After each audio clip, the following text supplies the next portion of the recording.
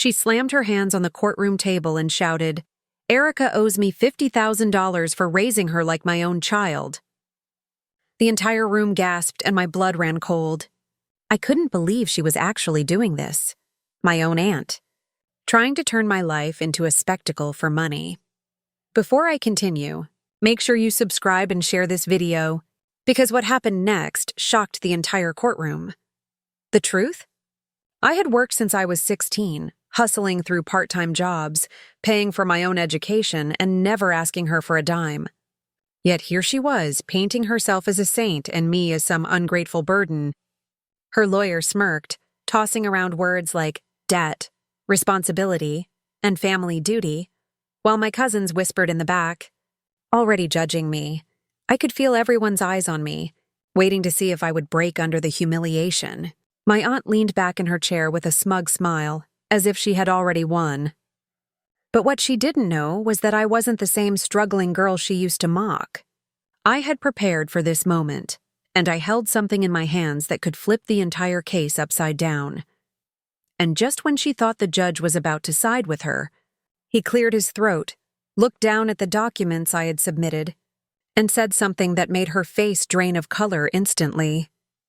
The judge adjusted his glasses, glanced at my aunt, then back at me. "Mrs. Miller," he said slowly. "According to these records, Erica not only supported herself from the age of 16, but also transferred money to your account multiple times over the years. Care to explain that?" The courtroom fell into a heavy silence. My aunt's confident smile twitched. She tried to laugh it off. "Oh, those were gifts. She was living under my roof, eating my food. That money doesn't even cover half of what I spent on her." I clenched my fists under the table, my heart racing. I remembered those transfers clearly. Every paycheck I got from waitressing, I would send her a portion because she always claimed she was short on bills. I thought I was helping family. Instead, she had twisted the story into a debt I supposedly owed. My cousins, sitting behind her, whispered louder now. One of them even snickered. "Guess she's not the angel she pretended to be," I heard one of them mutter. My aunt shot them a sharp glare, but her mask was cracking. The judge leaned forward. "And these college loan statements? Erica signed them herself, paid them off herself, and has zero record of your financial contribution." He looked at me. "Is this accurate?" "Yes, Your Honor," I said, my voice shaking at first but growing steadier with every word. "I worked nights, I saved every dollar, and I never once asked her for help. She didn't raise me, she tolerated me. And she made sure I never forgot I was just the extra mouth to feed." Gasps spread through the room. My aunt's lawyer fumbled through his papers, trying to salvage the case. "Your Honor, regardless of these details, family sacrifices aren't always documented. Surely she deserves compensation," but the judge cut him off. "Compensation? For what? Erica has proof of financial independence. If anything, these transfers suggest she supported you, Mrs. Miller. This court does not entertain false claims." My aunt's face went pale. She grabbed her water glass, her hands trembling so badly she almost spilled it. The cousins exchanged shocked looks. The power balance was shifting, and she knew it, but little did anyone in that room know. I wasn't done yet. Because the real evidence, the one that would not only destroy her lies, but humiliate her in front of everyone, was still in my bag waiting to be revealed. I slowly reached into my bag, my aunt's eyes following every move. She thought I was just stalling, but the truth was, I had been waiting for the perfect moment to drop this bomb. I pulled out a thick folder neatly labeled and slid it across the table toward the judge. "These," I said firmly, "are bank statements showing where my money really went. Not only did I support myself, but I also paid off part of her mortgage when she claimed the house was going into foreclosure." The judge's eyebrows shot up. "Is this true, Mrs. Miller?" My aunt's face flushed crimson. She sputtered. That was temporary." She wanted to help. "I never asked." "Never asked?" I cut in, my voice sharper now. "You cried to me at midnight saying you'd lose the house. I drained my savings to save your roof? And now you're suing me for $50,000? The room erupted. Some people gasped, others shook their heads in disgust. Even her own kids looked horrified. One of my cousins whispered loudly, "She really did that?" To Erica. The judge slammed his gavel for silence. "Order! Order in the court!" He turned back to my aunt, his expression stern. "Mrs. Miller, not only is this claim baseless, but this evidence suggests exploitation. Do you have any proof, any at all, that you spent $50,000 on Erica's upbringing?" She stammered, flipping through her papers like a drowning person reaching for air. Of course I do, it's just, not with me." Her lawyer buried his face in his hands. The entire courtroom could smell her defeat. I sat back in my chair, calm for the first time that day, but inside my heart was pounding. Because the folder in the judge's hands wasn't even the full story.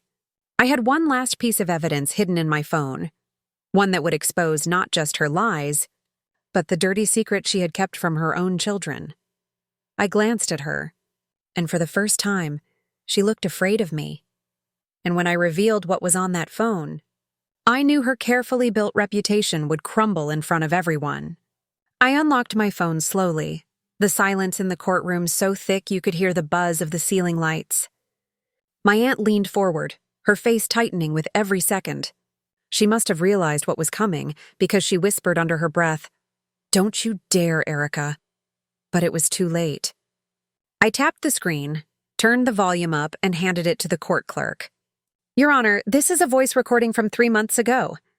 It's my aunt bragging to her friend about how she could squeeze money out of me if times got hard." The judge nodded, and the clerk pressed play. Her voice filled the room clear as day. "Erica thinks she's smart, paying off her debts early. She doesn't know I can always guilt her into giving me more. After all, she owes me for raising her. If I claim she cost me 50 grand, who's going to prove me wrong?" The courtroom erupted in shocked murmurs. My cousins turned pale. One of them stood up and shouted, "Mom, you said Erica was lying. You said she was ungrateful." Another cousin hissed, "You used us to back you up. This is disgusting." My aunt's face turned scarlet as she shot up from her chair, pointing at me. "She's manipulating all of you. That recording is fake. She's always been ungrateful. Always." "Sit down, Mrs. Miller," the judge thundered, slamming his gavel. His eyes locked on her with an icy stare.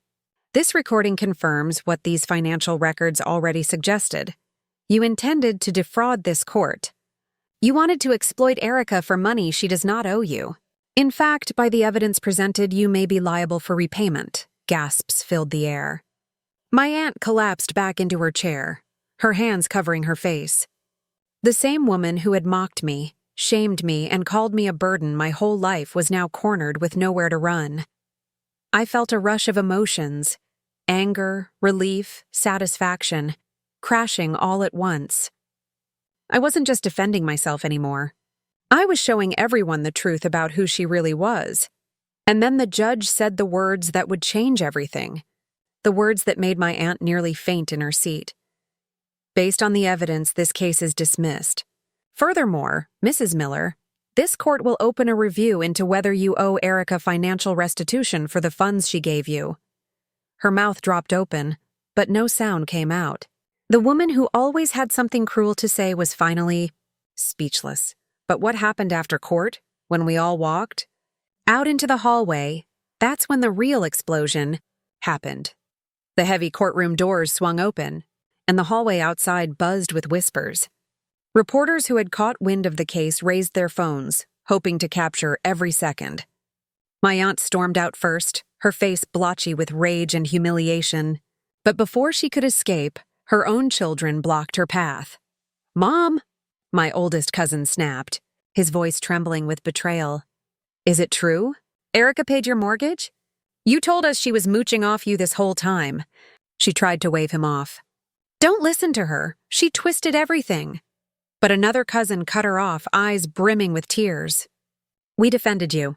We mocked Erica because of you. And the whole time, you were the liar." The words hit her harder than the judge's ruling. She opened her mouth to argue, but this time no one was listening.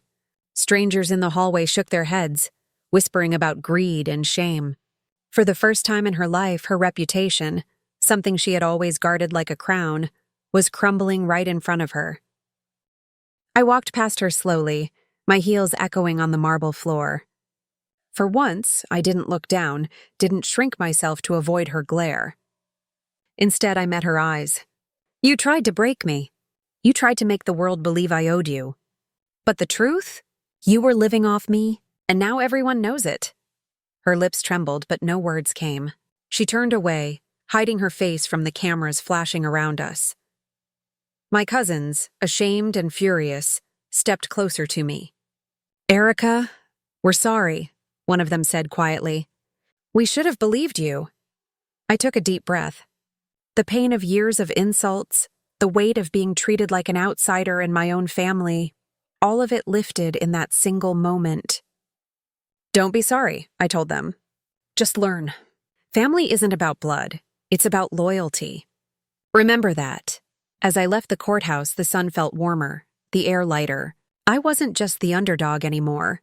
I was the one who rose above the lies, the one who proved that even when the world tries to bury you, the truth can set you free. And behind me, my aunt stood surrounded by silence. Her empire of manipulation reduced to nothing but whispers of shame. Her greed had destroyed her. My strength had saved me. The story ended there for her. But for me, it was only the beginning of living on my own terms, stronger, wiser, and finally free.